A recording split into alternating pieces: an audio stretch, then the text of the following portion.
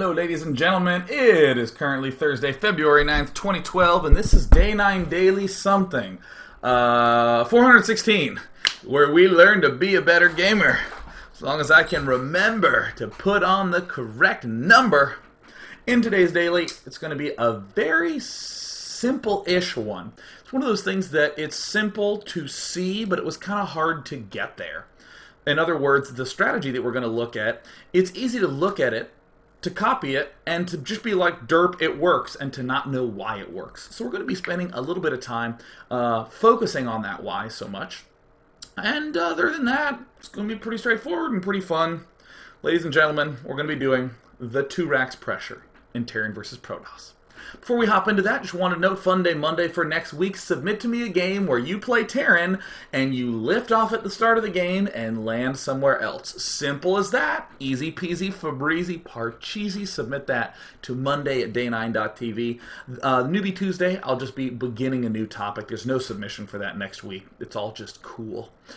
Is there anything else noteworthy? Oh, that's right. You know what Tuesday is. You know what Tuesday is, gentlemen and ladies. It's Valentine's Day on Tuesday. Better make sure that date involves the daily, because I know my Valentine's Day will. Right, Manfred? We'll be here. He's passed out. That guy sleeps all day. Awesome. Let's talk about the Terran versus Protoss matchup. To do so, let's not talk about the Terran versus Protoss matchup. Let's back out even farther and refer to just strategies as they change over time in the abstract. So, way back when StarCraft 2 came out, which weirdly is kind of a way back time. StarCraft 2 has been officially released for a year and a half now, but 2 years if you include the beta. So, a lot of people have played StarCraft 2 for a long time. But even back then, there were sets of strategies that everyone kind of did, and everyone sort of accepted. If you asked me for strategies nowadays, you'd hear things like a 1 barracks early expand. You'd hear things like a 1 gate early expand. A Zerg who took 3 bases fast against Protoss. Totally normal in the current day and age. But back then, you had all sorts of funky strategies like 1 base Colossus was very popular in all matchups. 1 base Gateway Immortal pushes, like just direct attacks at Zerg, were actually considered unstoppable. Nowadays, Zerg just make any amount of units in any composition, and they're fine. But the important thing is less what the strategies are, and more of how this thought process ends up sort of fleshing out, where you'll say something like, okay, here's my 1 base Colossus, it'll kill off strategies 1 and 2 and 3, but I really need to worry about this 4th strategy that's been giving me a lot of trouble. But it's okay, because these big 3 that are really what a lot of people are doing, I can defeat. Now, one thing that you're probably noticing right now is that when I refer to these strategies, 1, 2, or 3, I didn't tell you what they were. I didn't tell you anything about them, whether they're good or bad, or whether they're still around today. But the important thing is that if a lot of people are doing it, it tends to tunnel vision your thought process a little bit. Specifically, these strategies that I'm thinking about are Hydralisk rushes, 1 base Roach rushes for Zerg that were really, really, really popular against Protoss. And Protosses could be pretty comfortable going for 1 base Colossus against these 2. But there were those weird Zerg that took a lot of bases and expanded a ton. And all of a sudden, this strategy becomes popular. What happens to my Colossus strategy? It just disappears because people start to realize it just isn't really working. What we're going to take a look at is this 2 barracks strategy, and rather than just talk a lot and have you look at me, I want to just demonstrate what the start of this 2 rack strategy is, obviously by looking at MarineKing do it against White Ra, and I'd also like to give an extra special thanks to Husky Starcraft. I was feeling really clueless as to what the hell I wanted to talk about today. And I was messaging, I was like, help me, I have no idea, I'm trying to figure it out. And he's like, just take MarineKing versus White Ra. And I was like, oh, thanks. So thanks, Mike, you're the man. Mike's the man. Go to his StarCraft channel, youtube.com/HuskyStarcraft, and let him know that Day9 thinks he's the man. Aw, yeah. And by the way, just because some of the server stuff has been unstable, if one of the mods could hop on to Skype and just message me and let me know if things are looking good or bad, that would be amazing. So let's talk about the 2 racks. I'm going to be talking a little bit about what the build is while MarineKing Prime is doing it. So, what made the 2-rack strategy so incredibly popular is that it was a good way to put some pressure on the Protoss while simultaneously getting up an expansion. Select was really well known for doing it. Almost every single player who played on Xel'Naga Caverns was really well known for doing it. It was just a very, very straightforward, simple way to play. So what I'm going to do is I'm actually going to just leave that in your mind, and then we're going to talk about what the ultra basics of the opening is. This build, I will note as well, this 2-racks build, has not been very popular for a long time. It's just been recently that it's been really popular. It used to be like when barracks expands, all this sort of stuff. The 1-1-1 is really popular and very effective. The important thing is that we're going to see MKP get himself a barracks and then a refinery right away. He's going to be building 1 Marine. He's going to be getting his orbital command. Right now is normally where you'd see another supply depot pop down. We're not going to do that. We are going to plant down another barracks right now. There is exactly one reason why you can get away building a second barracks before this second depot. And that is that you're going to build a reactor very quickly. Like this. Reactors take so long to build that this barracks is disabled from eating up any more food. So that way you can just constantly build SCVs and build yourself another supply depot, no problem at all. Also, if there is a probe in your base, show him the reactor. The important thing is to get the reactor down right now. So, still just talking about what the build is, noting that it's popular now, didn't used to be so popular. Yes, we build this when we can. We're still building these SCVs. And of course, you're noticing that with 25 seconds left to go, this supply depot is going to be done just in time. Your Marine can actually be pretty damn bold. A Stalker is never going to pop out until 4 minutes and 5 seconds. That's including a chrono boost, so this Marine is free to do whatever the hell he wants. And, as you might expect, you're building Marines 2 at a time, and when this barracks gets done, aw yeah, getting a tech lab. Ba-da-ba-ba-ba-da-da-da-da-da. Sweet. And I'm almost going to stop the game right now. There it is, the Marauder and the Concussive Shell. Ladies and gentlemen, you now see the basic structure of a 2-racks opening. Yes, fantastic. How much scouting have we done? Well, none. We haven't done any scouting. Great. Easy as that. We didn't do any scouting. Why? It's not going to change our build. We're always going to attack the instant that first Marauder pops out. Immediately, I want to start pointing out things like, there is another player in this game. Huh, well, what does that change? People will very often say things like, the map needs to be really close distances and all this stuff. Oh yeah, we need to be able to guarantee he's close, like on Xel'Naga Caverns. On this map, it seems really bad because, as you can clearly see, it's a far walk from our base to his natural expansion. So it might seem a little bit weak to do that, but I assure you it's going to be very, very potent, even when you're at maximum distances. Even on Metalopolis it works well. The one thing that I feel like is pretty important is that at the expansion there is some good space to work with. So, for instance, let's take White Raw's natural expansion here. See how open it is here?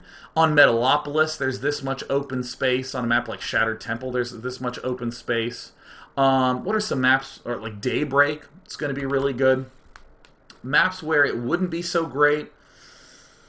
It's pretty darn reasonable on almost any map to do this kind of push. There's some maps like Eye of the Storm. You probably don't play that. That's a GSL map. But you have an expansion behind you at your back door. So if units did come up, they wouldn't be hitting an expansion first. You just want that vulnerable, wide, spread out, open expansion. Sweet. Now, what I want to start talking about as we're seeing this attack begin to move out. Here comes Marauder number 1. Already we see a nice little win there by White Raw, or excuse me, by MarineKing, even using his SCV. We're going to get bold right off the bat. Now, as you see again in MarineKing Prime's view, he has no clue where the opponent is yet. You may want to send an SCV just a smidge earlier on, but right now, we're just going to be very aggressively pushing forward. The goal is that with any sort of early expand, he needs to devote a lot of money to stay alive. If he does something like doesn't early expand, which we're going to look at in the second game, he will have his expansion delayed considerably. The whole purpose of this build is to mess with him if he's getting an early expand up. That's what we're going to see in this game. Just to emphasize, if he does one base it in some way, we're still in good shape. We're still in pretty good shape. Now, right as we have just finished up this concussive shell upgrade, that's when I paused the game. Because what used to be the case is that the Terran player would plop an expansion down right now. That used to be the big Terran goal. Because, hey, I can put on a little pressure if he's expanding, and I can get a base up on my own. The real issue is that it became virtually impossible to get any of these upgrades up in time, and we'd probably die. So though it's very, very simple to just outright say, I want you to note how important it is that now that the concussive shell's done, MarineKing is going to get himself another upgrade. It'll be happening any second now. A lot of people get stim, but I actually disagree with that choice. I think combat shield is strictly better with this choice.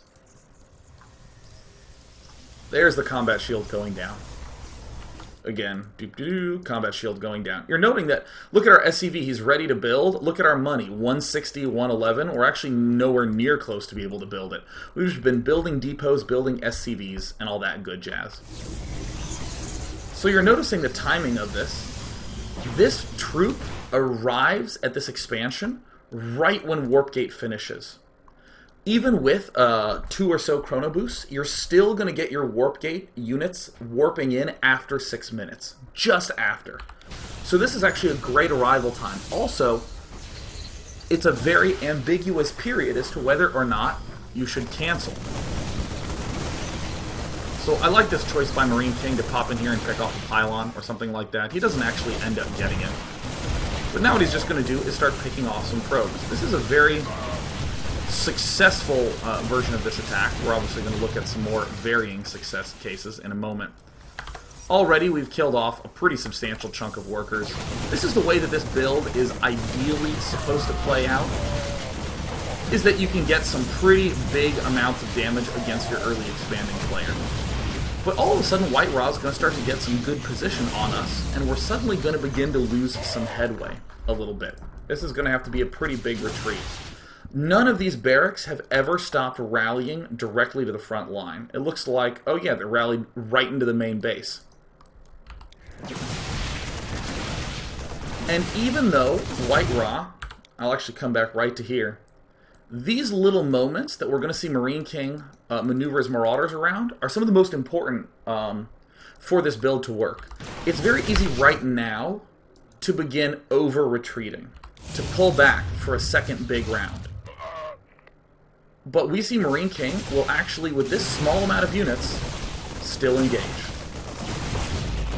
He's still going to keep engaging as much as possible. And the idea is that you're going to keep trading, and trading, and trading, and trading. And look, your combat shield is almost done now. So this means that your attack is going to be all the more better. And notice it's 110 seconds for combat shield to finish, but it's 170 for that stim pack. So you'd have to wait a full another minute for your stim to kick in. And that's one of the reasons why I really like this combat shield upgrade. But at this point in time, it's very easy to look at this opening and to say to yourself, the purpose of a 2-Rax is to kill him if he's early expanding. Not really. The main goal is not exactly to kill off this expansion. It can, and that's great, but I don't want you to think of it that way, because it's very easy to say to yourself, like, oh, it should be a build order win, and then you don't win, and you're going, well, what do I do now? I should have won. The real goal is that when we all of a sudden begin teching up to get ourselves a starport, we're going to start stim. And right when our medevacs finish, stim, combat shield, and concussive shell will all be done. You still seeing how MarineKing Prime is pushing? All he's really trying to do is draw units out in small numbers, because Marine Marauder is the shit in small numbers. So I want to just point out right in like a few extra seconds. Yeah, you know what? Let's just do it right here. Remember these numbers, 49 versus 37. If we pull back to like right when the attack was doing a lot of damage, like right here, look at the numbers.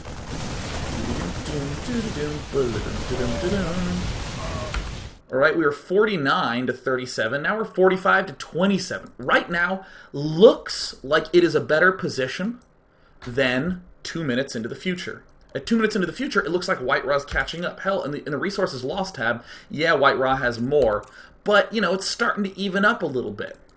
This is an illusion. It is so easy to over-obsess about these numbers. Oh my god, who's ahead, who's behind? Let's go back to White Raw's base. 4 gateways, no second gas. Period. There's no robotics facility, there's no forge, there's no Twilight Council, no nothing. In fact, if we go to the unit counting station, ordinarily White Raw will have more probes than we did. We kind of had a little bit of a lucky break killing off that many right at the start.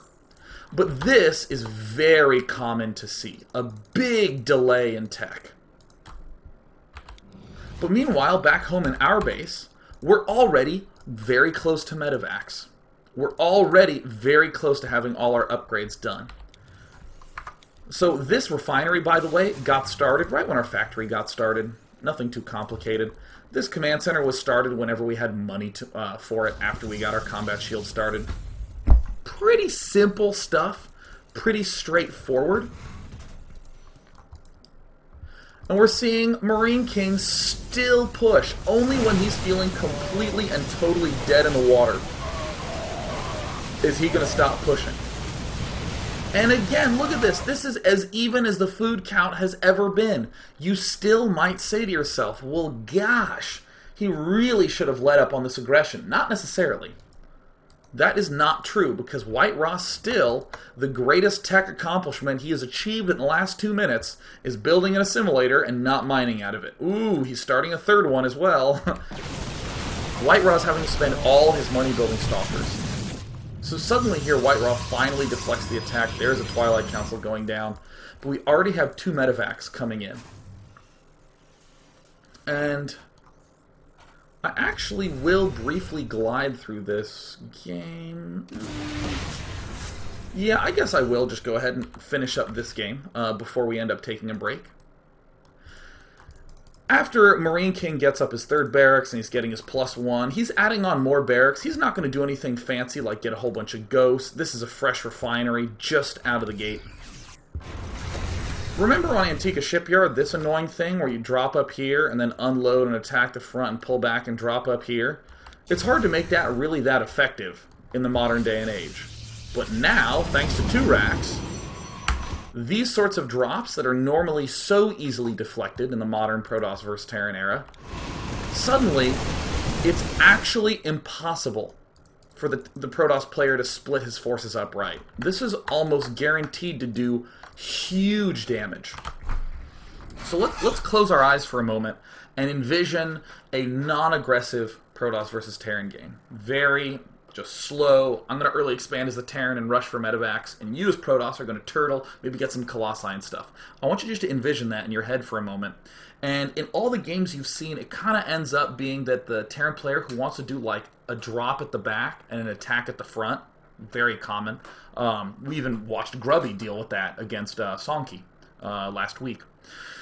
When that drop happens, you'll see the Protoss do something like leave 1 Colossus and 3 Stalkers in his main, and his Zealot Sentries and a Colossus at his front, and it's that sort of split that allows him to defend both at once. And that's like a really big skill for Protosses to have, to be able to perceive where they need to place these units. But if you have this small group of Marines and Marauders, any fraction of these units in the main immediately die to this. You really need the whole army in the right place. And watch the way that MarineKing is going to be able to exploit this. I mean, he picks off the pylons like a big jerk. The whole army needs to come back. And now, we're not doing dramatic run-ins at the front. We're not trying to do these huge, you know, like 5 Marauders and 20 Marines at the front. It's 3 Marines. doing so much damage and still managing to escape. These small numbers are where Marine Marauder Medevac works so great. And that, what we're seeing right now, is the real strength of this drop play. Is that we're kind of forcing you to stay low on units if you are an early, we're forcing you to stay low on tech if you're an early expander. We're going to punish you with our really fast medevacs. We're going to look at this game just a little bit more after the break, but until then, we're going to take a break. See you in just a sec. See you in just a sec.